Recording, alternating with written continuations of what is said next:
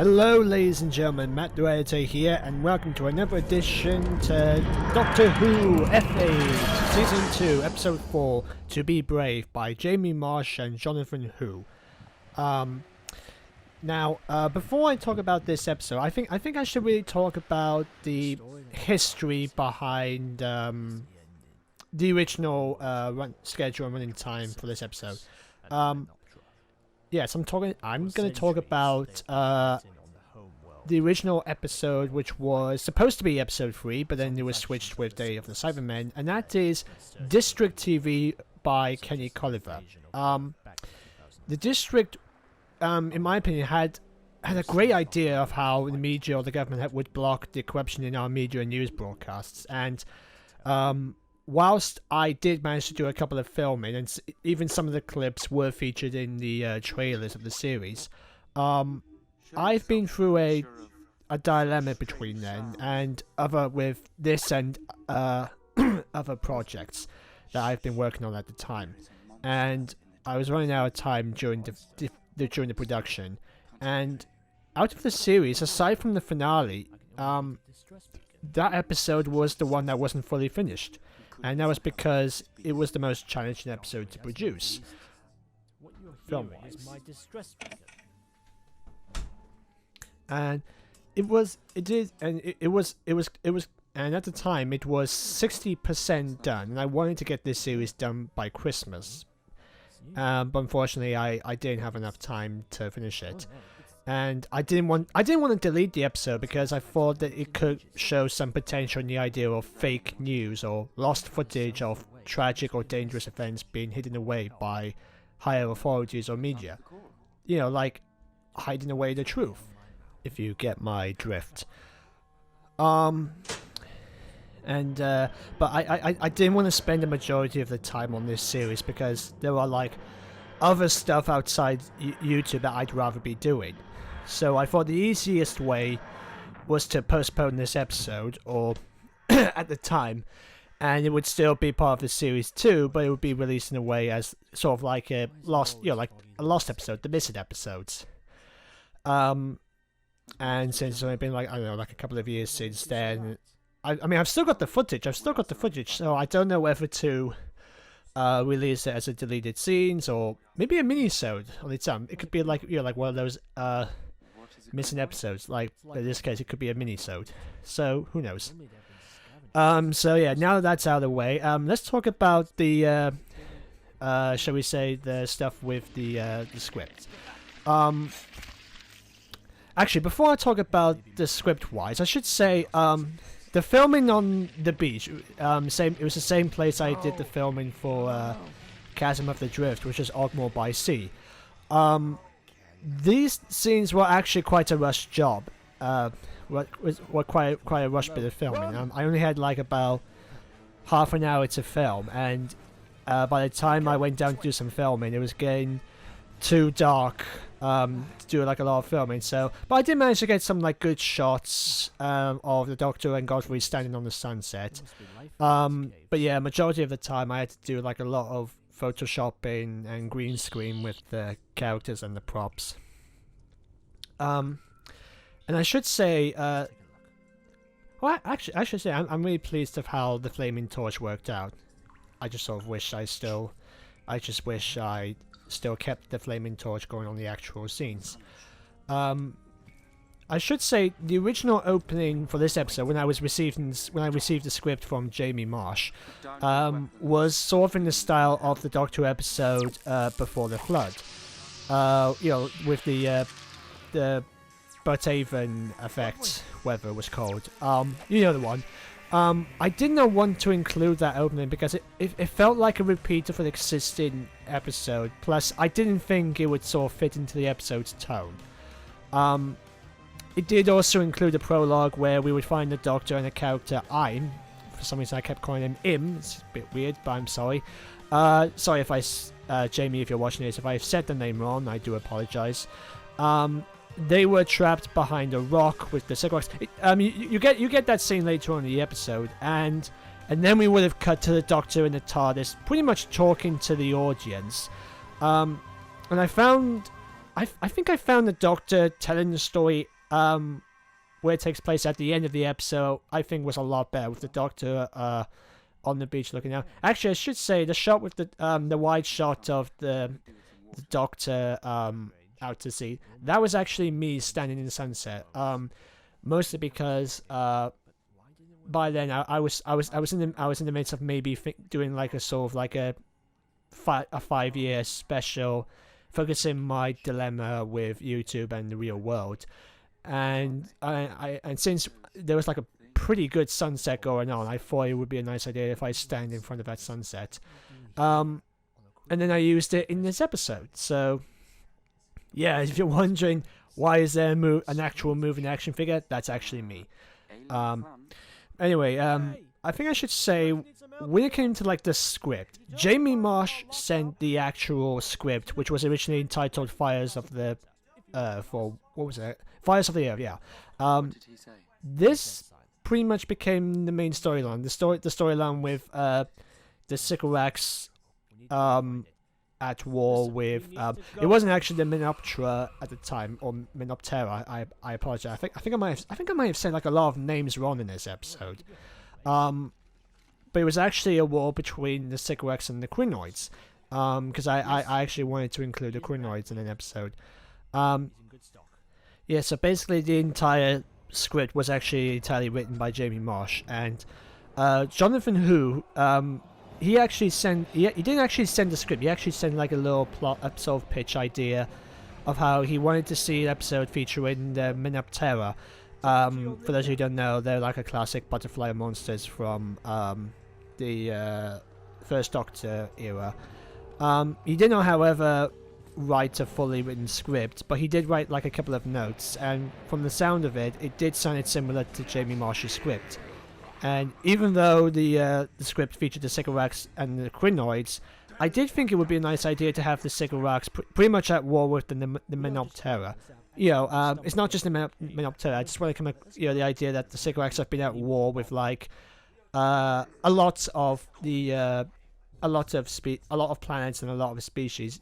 Pretty much similar to how they invaded in the Christmas special, kind of that sort of idea. And I should say at this point, since you have noticed the Sycorax are not speaking English. That's one of the things I actually quite liked with the Christmas invasion. I mean, even though I'm not really a fan of the Sycorax monsters at the time, but I did like to try out using the action figures. Of course, I didn't have the action figures at the time, but luckily Sam Lloyd was happy enough to lend me his figures, and I should say one of the things I actually quite liked about filming with the Sycorax is even though it was a complete waste of like printouts of caves and tracks and all that, but one of the things I've always liked about the Sycorax and the Christmas invasion was that they don't speak English the entire time. You have to guess what they're saying. And this actually worked out pretty well, since you don't see since the TARDIS was pretty much captured by the Crinoid finds, and so therefore the Matrix has been sort of damaged, and so basically the entire time the Sycorax are just speaking their own language. I was sort of thinking to include like subtitles for a majority of the time, because there are like a couple of moments where the Sycorax are saying something and the Doctor is not pretty much the Doctor or someone else is not translating what they're saying. You have to guess what they're saying. But honestly, I think it actually kind of works. I'm actually glad I didn't include subtitles. I mean, and Joseph Cook, who did the voice work for the Sycorax. I mean, most of the Sycorax dialogue is actually from the Christmas invasion, but there are like a couple of lines, for example, where Joseph has actually said some of the Sycorax language, like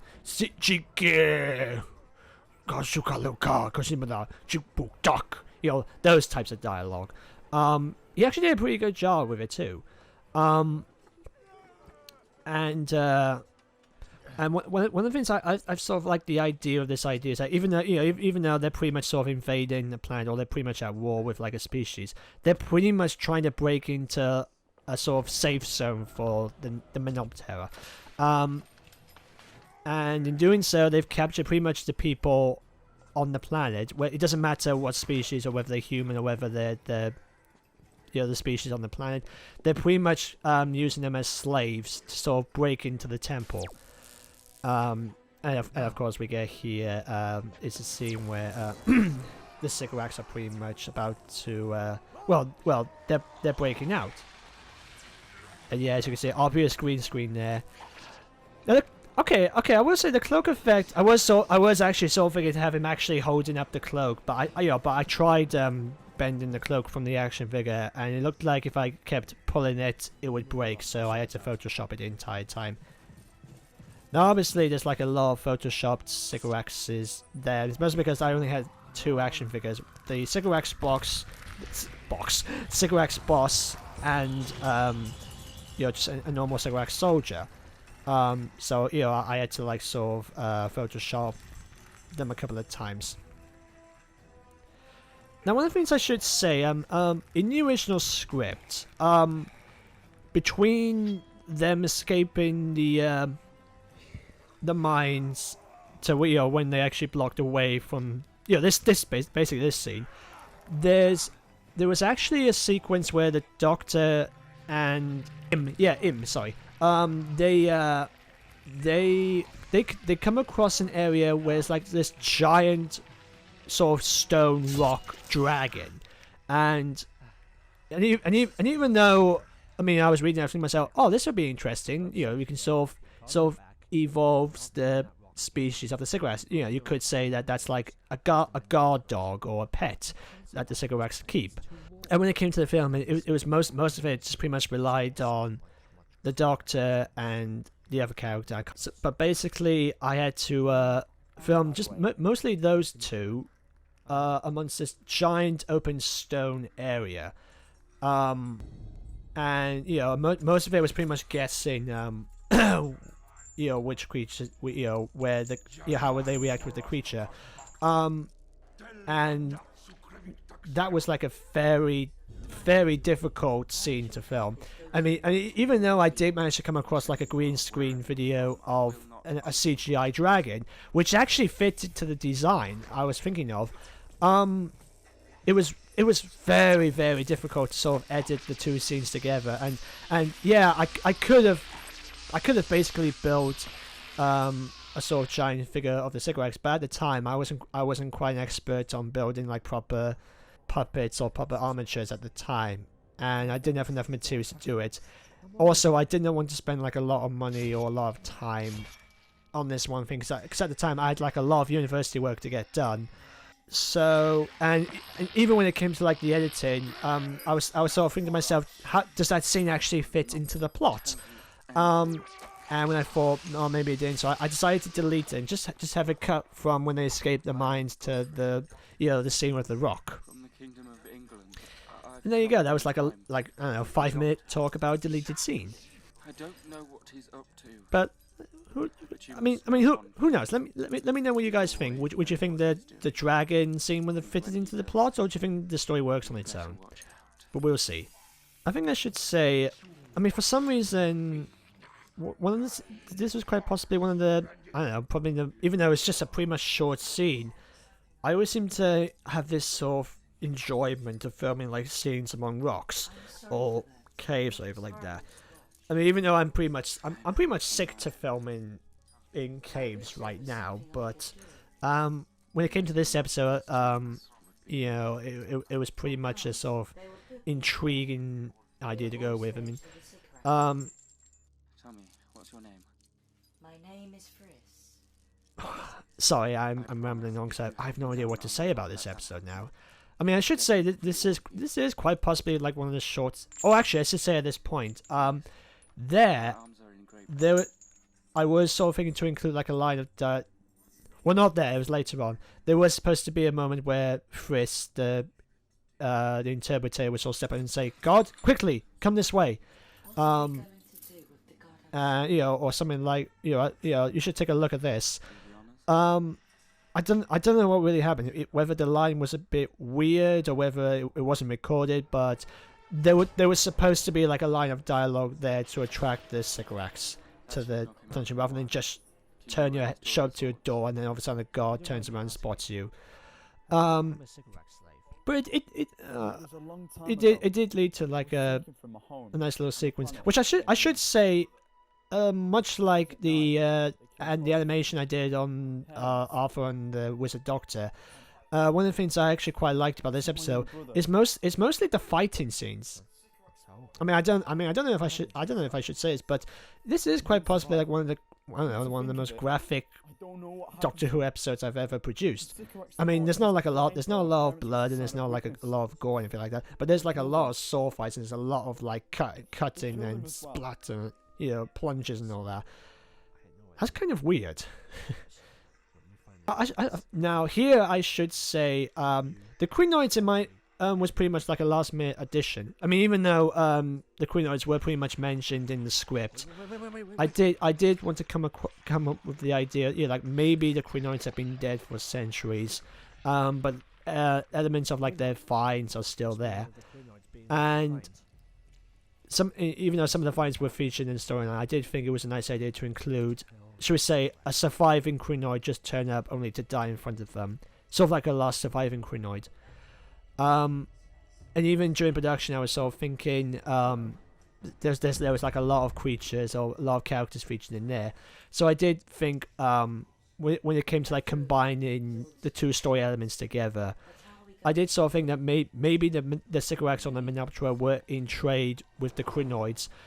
Oh, actually, the Menoptera were in trade with the Queenoids, whilst they were at war with the Sycorax. So they needed the Queenoid finds to sort of like, pollute the land or sort of poison the Sycorax, as well as like creating like plant life. But unfortunately, since they're Queenoids, it kind of got out of hand, as we'll find out later in this episode, how their trade with the Queenoids sort of got out of hand with the Menoptera.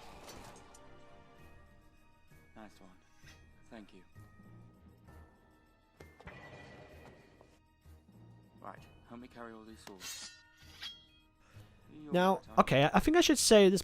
As you can tell, as I'm not saying a lot, this was quite possibly one of the most difficult episodes I've ever worked on. I mean, not because the episode was short, and even though the script was not fully functional, it was very hard for me when it came to like building the set. I mean, I had a clear idea of what I imagined in my head, but with the exception of like scenes on the surface planet, the temple and the mines, stuff like like them walking there in that scene when they were tied up, I had no idea exactly how to visualize the description I was given in the script. So I basically had to like improvise. They did find the Queenoids temple and they're tied up, and the Sycorax are pretty much getting close to breaking it down.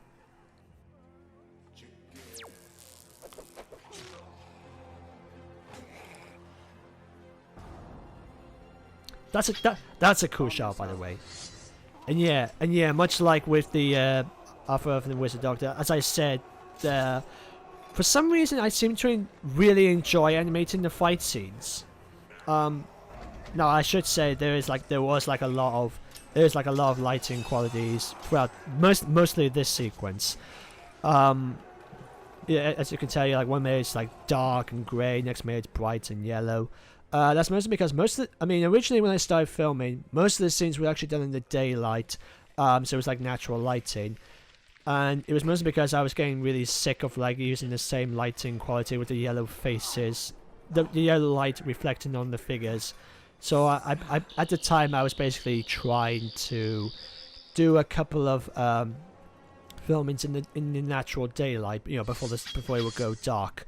Unfortunately, it didn't work so well most of the time. And since like the animation on the sword fights took like ages to do, there was like a couple of scenes where I had to like stop the film and move to the next day.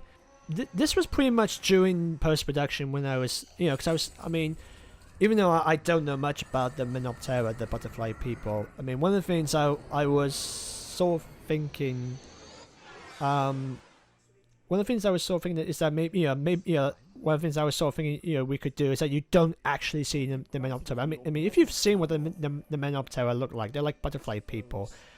And even though I did actually took like a photo of the actual costume when I went down to the Doctor Who experience, I was sort of thinking like maybe having like a sort of like a holographic image of the butterfly face on the character's face, like when he reveals that he's actually possessed by the Menoptera.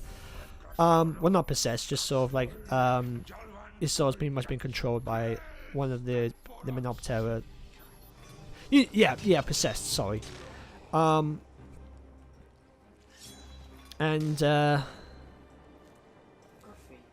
yeah, most of the lighting quality was pretty much improvised when I was doing like the stop motion effect, and I wanted to create this sort of like unearthly sort of almost gospel like heavenly sort of feeling when you come across the Menoptera, and it was pretty much when I was sorting out the lighting. Friss's death was not actually included in the script, but I did want to make the sort of cigarette box become like a sort of threat. That's actually a good shot. This is actually a good shot, by the way. So, I knew that the only way to include how a threat these warriors are, Friss had to die. And the original plan I had in mind was actually much more gruesome than this, because it was, as you can see, he was about to use his whip, and Friss pretty much destroyed the electric whip. So the cigarette box decides to stab him with his staff. But I did want to show that the cigarette box was more than just just go kill them, destroy them all, do that, blah blah blah blah, without actually doing anything. So I had to have him kill Friss. And the original scene I had for that was that it was originally supposed to include like some sort of like blood or anything like that, but I did think it was a bit too much. Why? What have the cigarettes ever done before the war hurt you? This is their planet, not yours. They are vermin. Now I should say at this point, from here, there was supposed to be like a line of dialogue where or at least the Menoptera survivor was supposed to show that the council pretty much have died whilst in hiding from the cigarettes. And the Quinoid finds at the time were pretty much getting out of hand because of some mutation, because of the atmosphere changing. It was causing the vines to sort of give out like some sort of gas, which pretty much killed all of the Menoptera Council, all the surviving Menopteras in the. The transmission was disabled by the Sycorax army. So it was you. You sent the SOS, which happened to be tracked down by my TARDIS. Wait a minute. It's the vines. They must have given off some sort of poisonous gas. We want the war to end, but we cannot let our species fall. Right, so then that leaves me with one thing to say to you. Yeah, there you go. So basically the idea was that it turns out the war actually ended pretty much a couple of days ago, a couple of weeks ago. When I was sort of combining the script, it's pretty much a sort of mixture of Gridlock and the Doctor's Daughter sort of combined. I'm trying to think what else to say, because I don't know what else to say about this episode. Actually, I should say, even though most of the scenes, most of the set was actually done by Action Figure Theatre, but when it came to like, I wanted to give that sort of temple feeling, and I was sort of thinking maybe so most of like the stained glass church paintings was actually made by me, so I basically improvised with like a lot of shapes and colors, and as you saw like a couple of minutes ago, there was a stained glass window of an actual Menoptera. and that's like the only reference you could get. It was mostly because I was sort of thinking to have like a, you know, like pretty much when to have him like sort of, you know, kind of sort of dark Phoenix himself. Yeah, give like a sort of like a fiery image of a butterfly's wings, and give him like a holographic face of of the Menopteras, you know, like the fly eyes and all that. But since I wanted this to become a sort of dramatic and as well as sort of emotional scene, I did think the inclusion of like butterfly wings and fly eyes was a little bit much. So instead, I sort of stuck with like, you know, I'm pretty much sort of floating in the air.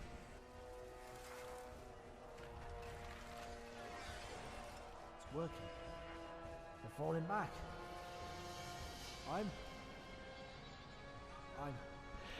And yeah, basically, even though the Doctor was pretty much angry of this species happening, he still wanted to save Im's life, because even though he was possessed by the Menoptera, he was still an innocent being.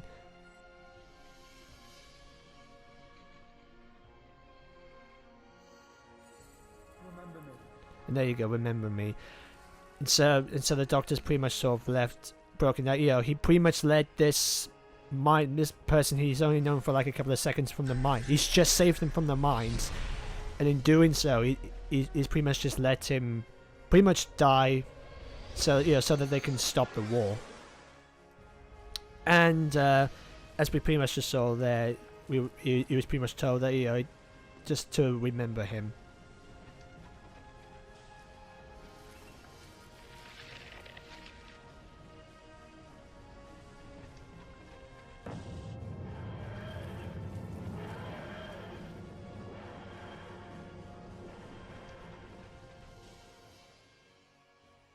We must not run. We must stand strong and pray. Kill the rest. And here we go, as we saw there, one Joseph Cook's line, "Kill the rest." That shows an indication that the TARDIS is back to normal, and so now the translation circuit was working properly. I'm the Doctor, and my witchcraft is without. The Doctor at this point is pretty much speaking as an ambassador of both the Cigarettes and the Menoptera. I tell you. And there we go. Here we go. This is pretty much a continuation from where we started off from the beginning. And as we turned out, it was actually the Doctor pretty much telling the story of what happened to him and I'm in the caves to Godfrey. Lower your weapons. And as I mentioned before, at this point, the Doctor has pretty much just seen like a lot of, not a lot of killing. He's pretty much seen how the people were sort of treated as slaves, how they were treated in the mines, and he's pretty much left broken. Even though he pretty much promised to this one miner that he's gonna get him out. He was gonna get him out of the mines. He was gonna save his people. He was gonna save his planet. But in doing so, he's discovered that he's pretty much just let him to die. But he did make sure that it was for nothing. He made sure that he didn't die in vain. Thank you. And at this point, it's pretty much meant to be sort of like a little hint of the Cigarettes and the rest of the miners have now thrived, but there's still a hint that the war is still going elsewhere. It's still going elsewhere. I mean, there's still like other Cigarettes going across other planets, You can't and yourself for him. the Doctor is pretty much just sort of telling Godfrey that if You couldn't stop.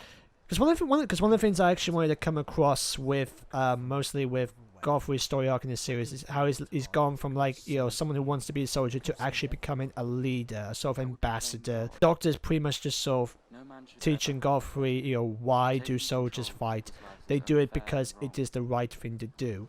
and in doing so, people get hurt and some lives are lost. And he's basically telling Godfrey that even though what they've done was for the good, it is the people that have died, the one who have sacrificed their lives so that others can live, are the ones we should remember. It's kind of a sort of remembrance sort of message. Like we get with like Remembrance Day and the anniversaries of like the you know, like this, all the soldiers we lost in the trenches or at Vietnam or Dunkirk, and basically that little image of the sword on the rock by the beach. That's pretty much just sort of like a sort of remembrance, sort of like a memorial stone, in memory of, you know, like of both Im and Fritz, who have pretty much died during this fight between the Menopter and the Sycorax. And so there you go, guys. I really hope that made a lot of sense. I hope you've enjoyed this commentary.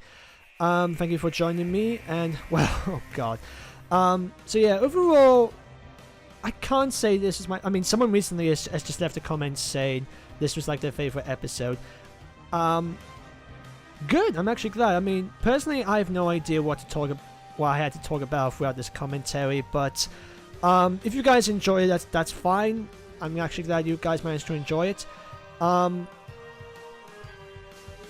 I've got nothing. Yeah, I've got nothing else. So thank you guys for joining me, and I'll see you guys next time for the season 2 finale. Take care.